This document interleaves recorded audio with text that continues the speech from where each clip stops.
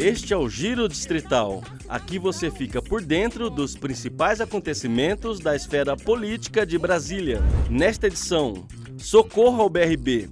Deputados avaliam um projeto do GDF para salvar Banco de Brasília. Hortas na cidade.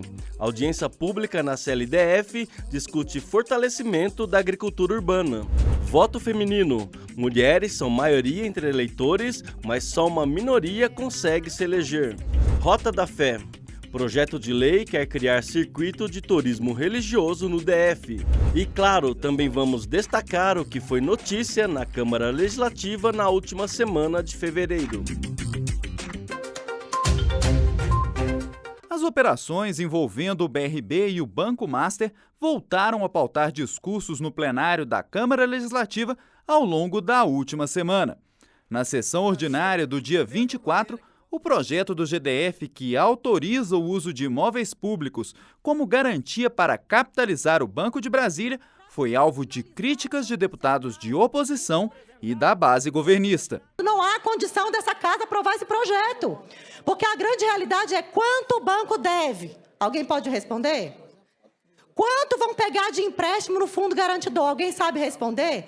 E isso é muito sério, porque o projeto ele traz entre aqui alguns artigos que fala que esses imóveis eles podem ser utilizados de qualquer maneira que a lei permite.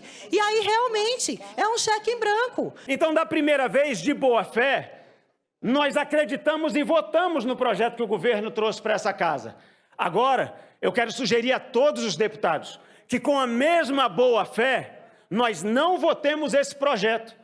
Pelas mesmas razões, porque a confiança que nós depositamos naquilo que foi apresentado foi quebrada e o governo não veio aqui trazer esclarecimentos à população do Distrito Federal. Os oposicionistas também criticaram o fato de que, após as transações, 25% das ações do BRB teriam sido repassadas a acionistas majoritários do Banco Master, investigados na Operação Compliance Zero da Polícia Federal. Em caráter liminar, a Justiça do DF determinou o bloqueio e o arresto dessas ações no último dia 26. Esses caras venderam títulos podres para o BRB, lucraram lá atrás, agora detém 25% do BRB e a gente vai salvar e eles vão continuar lucrando. Ninguém vai ser responsabilizado. Primeiro, esses 25% tinha que estar impedidos.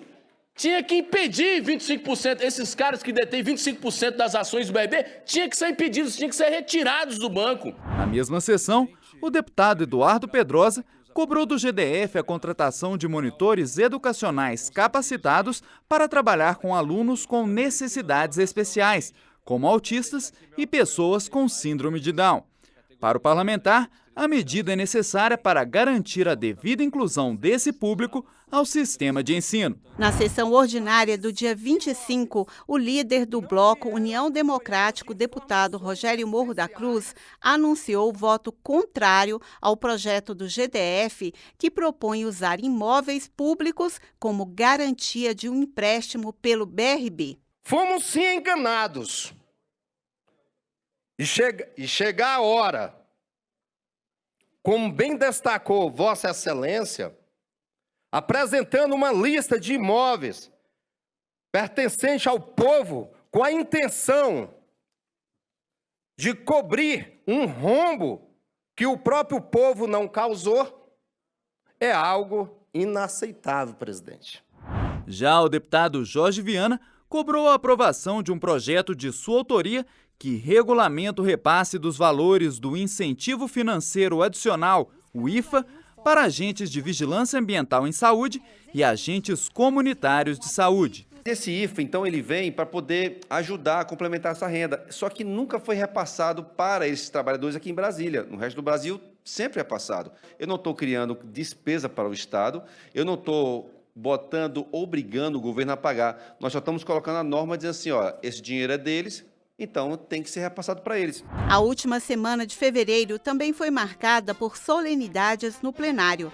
No dia 25, o jurista Rodrigo Badaró recebeu o título de cidadão honorário de Brasília das mãos do deputado Robério Negreiros. A homenagem reconhece o trabalho do conselheiro do CNJ em áreas como proteção de dados e inteligência artificial.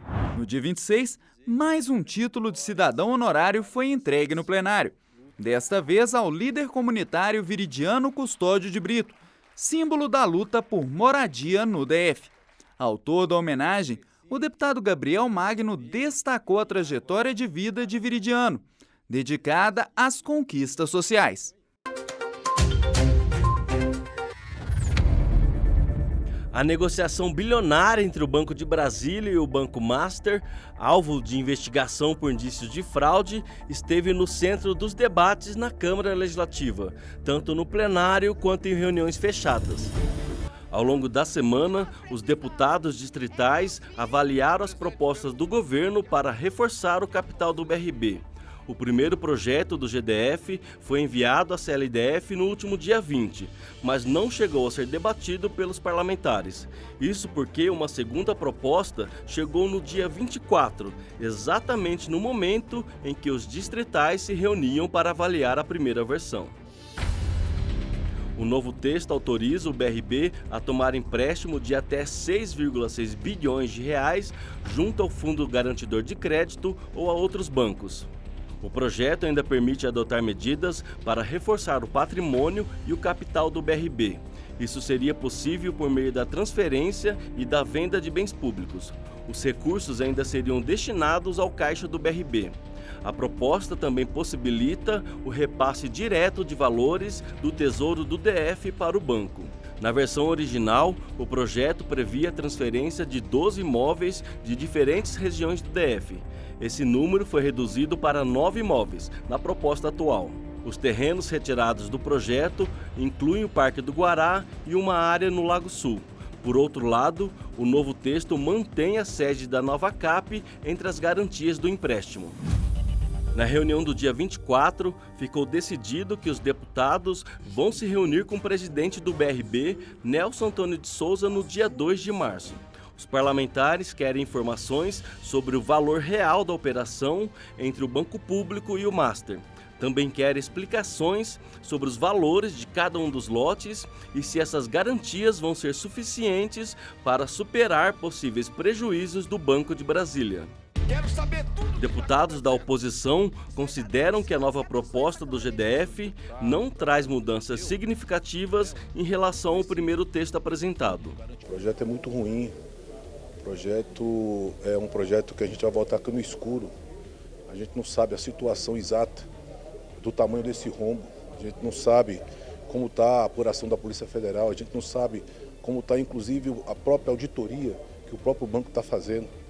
Então, encaminhar um projeto dessa magnitude para cá, sem informação nenhuma, né, sem detalhamento nenhum, é extremamente perigoso para o próprio Distrito Federal. Ainda não foi apresentado o prejuízo do BRB.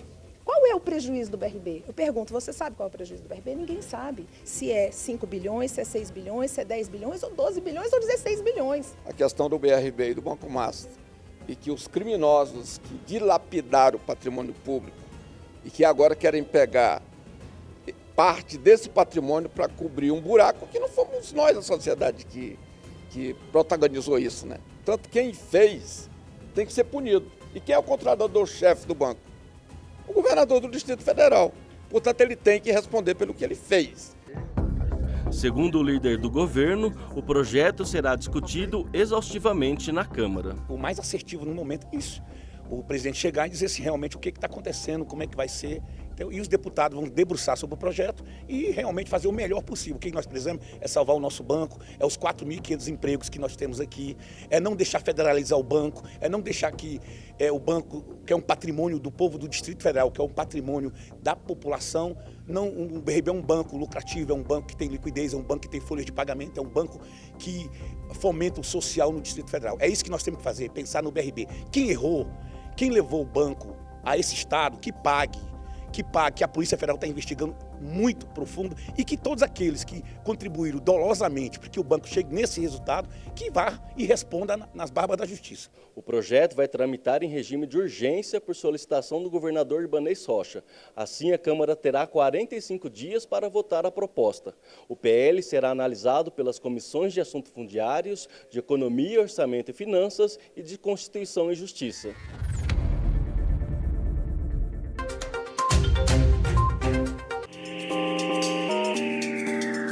Asfalto, prédios, automóveis e luzes.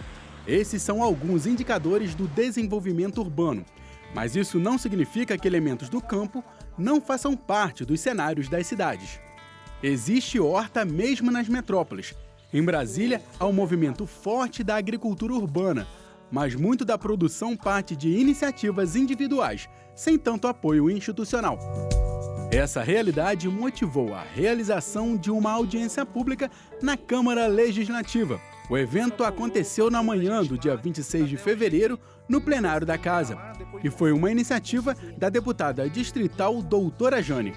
Então a ideia foi fazer uma audiência pública que trouxesse os principais representantes dessa pauta, desse tema, falar de horta urbana, e a partir daí nós propusemos um projeto de lei para alterar a 4772 de 2012, que hoje é a lei que guia e que organiza esse trabalho no território.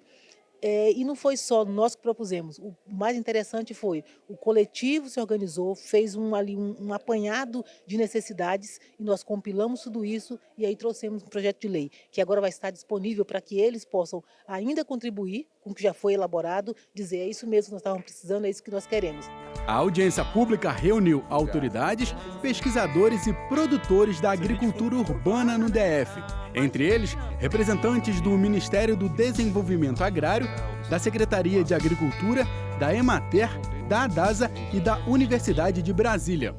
Uma das leis que ajuda a regulamentar o tema da agricultura urbana e periurbana aqui no DF foi aprovada por essa casa em 2018, mas os agricultores dizem que é preciso dar mais visibilidade para a matéria, o que ajuda a justificar a audiência pública realizada aqui no plenário.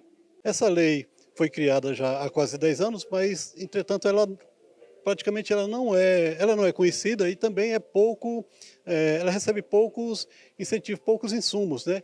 E a Câmara Legislativa fazendo esse evento, ela traz a lei para conhecimento público e para o conhecimento dos próprios parlamentares, para que o governo federal, o governo do Distrito Federal também perceba que a lei existe e a política pública existe. Se existe política pública, ela precisa entrar em funcionamento. Duas das principais demandas dos produtores tratam sobre a regularização de terras e o acesso à água. A gente precisa enfrentar, primeiramente, um processo muito grande de regularização da terra. Para dizer, olha, vocês têm a cessão ali, mesmo precária, o direito de trabalhar nessa terra. Depois, a gente enfrenta outro processo, muitas vezes burocrático, que a gente não sabe nem para onde está indo, para conseguir acesso à água. Uma perfuração de poço na DASA. Muitas vezes a gente consegue o papel, a outorga, que está dizendo, olha, pode ir lá e perfurar o poço de vocês. Mas um poço custa mais de R$10 mil. A DASA foi representada pelo Superintendente de Assuntos Institucionais, Francisco Andrade, disse que a agência que regula a água no DF está aberta para ajudar no diálogo e nos processos de regularização de poços artesianos. Tem crescido essa demanda pelo apoio da DASA, então a gente quer se colocar à disposição. O subsecretário de Políticas Sociais Rurais do DF explica que muito da questão do acesso à terra e da autorização para o plantio passa pelo trabalho de mediação do órgão. Os pedidos ocorrem em áreas que estão normalmente obsoletas, sem utilização, dentro do espaço urbano ou periurbano, e existem as demandas para constituição e formalização dessas hortas, né, que elas servem tanto para incremento de segurança alimentar, produção de algo que a própria comunidade se utiliza, pode se utilizar plantas medicinais, pode utilizar tempero, pode usar a questão de plantas ornamentais, inclusive. O entendimento é o de que a qualidade de vida e até a sobrevivência nas cidades modernas passam cada vez mais pela relação da cidade com elementos da natureza. Essa interação é complementar e não contraditória. A gente tem que pensar na produção do habitat. O que é o habitat do ser humano? Implica em moradia, né? Produção de alimentos, água, energia, tratamento de resíduos. A gente não consegue sobreviver sem isso. Então, a produção de alimentos ela está intrinsecamente ligada ao habitat. A gente foi separando com o tempo, né? Então, a agricultura urbana, periurbana, é uma forma de resgatar as estratégias de sobrevivência que a gente sempre teve como humano.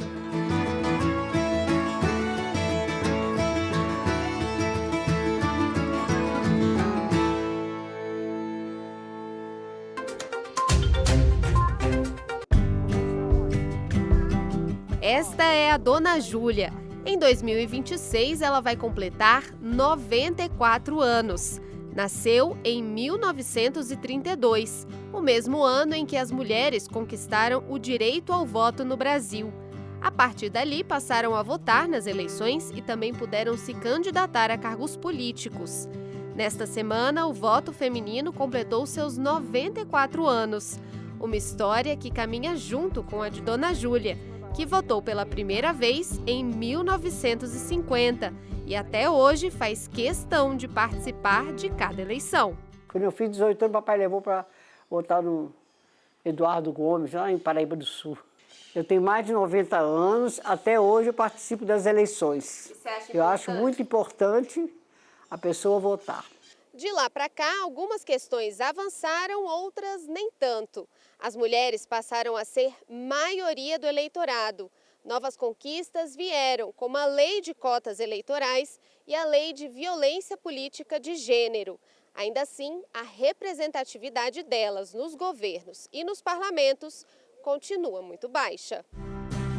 No Brasil, 53% do eleitorado é formado por mulheres. No Distrito Federal, o cenário é semelhante. Elas representam 54% das pessoas aptas a votar. Mas esse protagonismo nas urnas não se repete nas candidaturas. Em todo o país, 66% dos candidatos são homens e apenas 34% são mulheres. No DF, a diferença também é significativa. Nas eleições de 2022, 64% das candidaturas foram masculinas, contra aproximadamente 36% femininas. E se há menos mulheres na disputa, as chances de ampliar a representação feminina também diminuem. Na Câmara Legislativa, por exemplo, dos 24 parlamentares, apenas 4 são mulheres, o equivalente a 16% de representação feminina. Por mais boa vontade que um parlamentar tenha em criar leis que sejam voltadas para os direitos das mulheres, para suprir as nossas necessidades, que são muito diferentes das masculinas, eles não são mulheres. Eles não conseguem, por mais boa vontade que tenham, eles não conseguem. Entendeu? É necessário realmente que nós sejamos representadas dentro das casas legislativas, porque isso vai afetar diretamente na democracia. Ao longo dos 35 anos da Câmara Legislativa do Distrito Federal, apenas 25 deputadas passaram pela casa e elas conquistaram esse espaço com muito esforço. Durante anos, concorreram sem ter a mesma garantia de recursos e de tempo de propaganda. O acesso ao dinheiro e ao tempo de TV e rádio foi assegurado efetivamente só em 2018. Ou seja, conquistas bem recentes. A deputada Paula Belmonte, atual segunda vice-presidente da Câmara Legislativa, fala sobre os desafios que enfrentou ao longo da trajetória na política. Eu entrei na política há 7 anos atrás e como uma mãe, como uma mulher, e eu nem percebia muito bem aquela situação de violência, muitas das vezes, que a gente sofre. E conforme a gente vai notando a diferença de tratamento, a diferença de opção, a diferença de oportunidades que a gente sente na pele. Por isso, mais uma vez, mulheres estejam em lugares de liderança, mulheres estejam se colocando nos lugares. Não quer dizer que todas nós temos que ir para a política, mas nós precisamos estar cada vez mais em lugares de liderança. O direito ao voto não foi um presente. Foi conquistado com coragem e insistência. por mulheres que se recusaram a aceitar o silêncio e que lutaram durante décadas para que Dona Júlia, suas filhas, netas e bisnetas pudessem exercer seus direitos políticos e dar voz às próprias necessidades. E essa história ainda está sendo escrita, porque a luta agora é para que as mulheres não estejam apenas nas urnas, mas ocupem os espaços de decisão da política brasileira. A representatividade ela só vai acontecer efetivamente, querendo ou não, por mais resistência que se tenha, é com representatividade igualitária. E a chance, nesse momento que a gente começa a vislumbrar, é a reserva de cadeiras. Mulher, vote em mulher por competência, por afinidade, mas que nós tenhamos mais um olhar intencional com outras mulheres para que a gente possa realmente deixar mulheres terem o protagonismo que nós merecemos.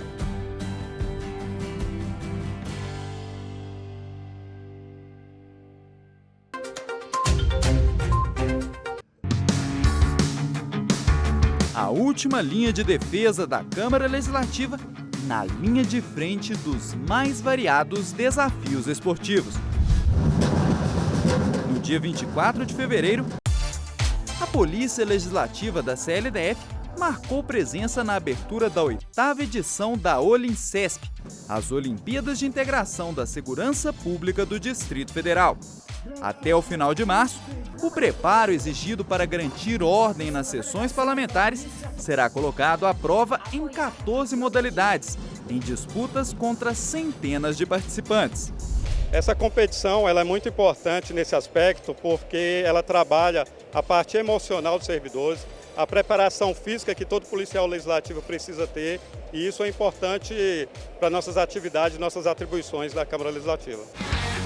Mais que medalhas, o evento busca fortalecer os laços entre as diversas corporações que garantem a segurança da capital. A Câmara Legislativa não poderia se furtar de participar desse esforço geral da segurança pública do DF para produzir políticas públicas voltadas para a melhoria da segurança da população. Então, nossa participação é muito importante. Os policiais legislativos realizam um trabalho brilhante, muito importante, tanto para a segurança dos parlamentares, dos servidores e também da população que transita pela casa.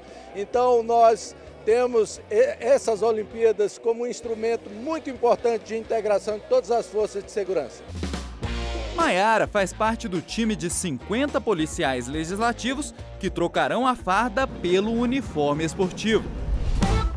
Competindo no atletismo, ela vê as pistas de corrida como um campo de treinamento para o trabalho policial. Já a rotina de provas é vista como chance de integração com colegas de outras corporações. A atividade física ela sempre fez parte do meu cotidiano. E eu acho que integrar a atividade física à atividade policial ela é muito importante, porque um policial bem preparado fisicamente, mentalmente, ele desempenha melhor suas funções. Estar aqui junto com as outras forças, isso demonstra que a segurança pública vai além de uma instituição. A segurança pública ela é feita de todos nós, de um trabalho em conjunto. Christian concorda com a colega. Ele também vai representar a CLDF nos Jogos, competindo em diversas modalidades. Para o multiatleta, estar preparado para o próximo desafio é vital para a rotina de trabalho, permitindo ainda estar em sintonia com outras forças policiais. É uma forma da gente se preparar também para o nosso trabalho, porque mostra que o policial ele investe também em saúde e esporte. E principalmente na integração, né, de todas as instituições. É uma forma da gente estar competindo e integrando com as outras forças de segurança do Distrito Federal.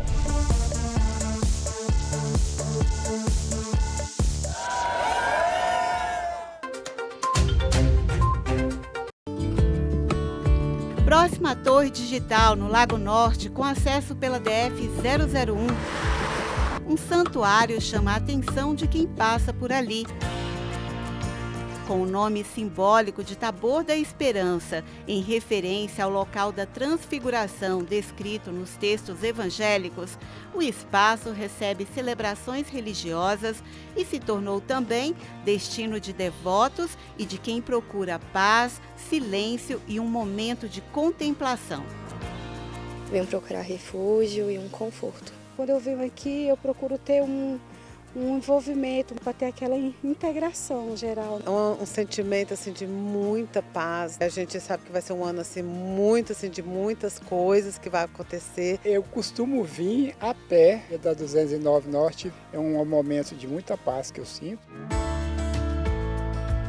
Depois de deixar o Tabor da Esperança e seguir rumo ao plano piloto, logo no início da Asa Sul, o visitante encontra uma experiência completamente diferente no Santuário Dom Bosco. Ali, os vitrais em 12 tons de azul envolvem o ambiente. As portas revelam histórias talhadas em madeira e um lustre de 2,5 toneladas, em conjunto com colunas em forma de brise, distribui a luz de forma única por todo o espaço. O santuário é uma das muitas atrações de turismo religioso na capital.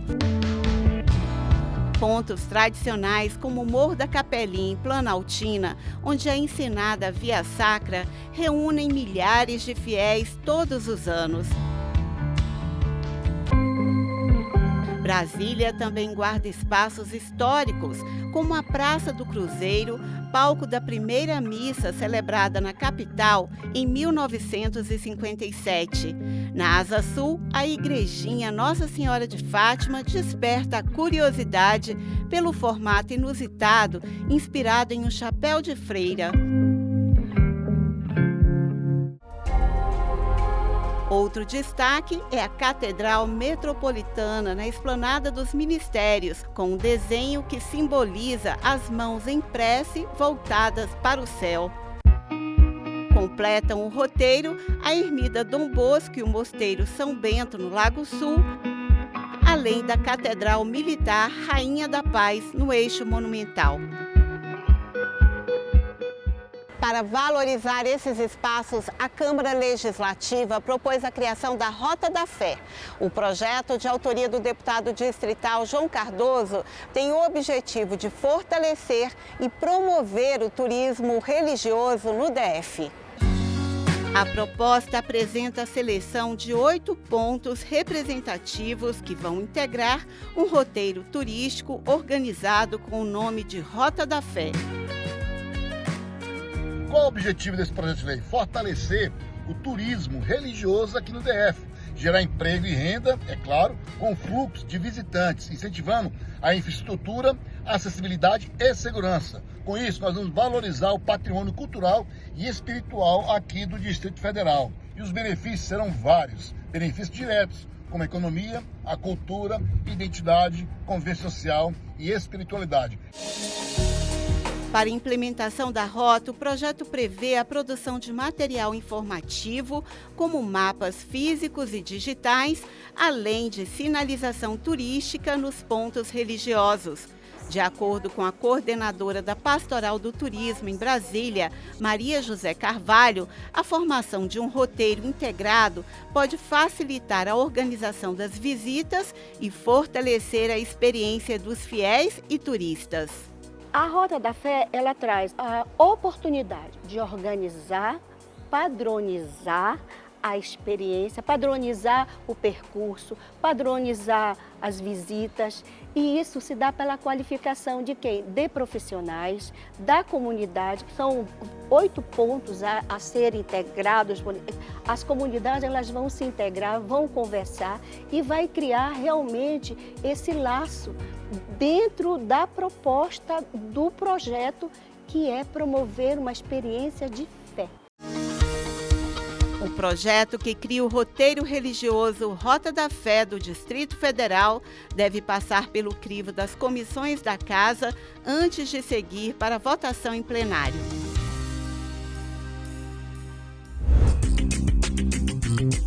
E não se esqueça, para outras informações sobre os trabalhos da Câmara Legislativa, acesse o portal de notícias da Casa.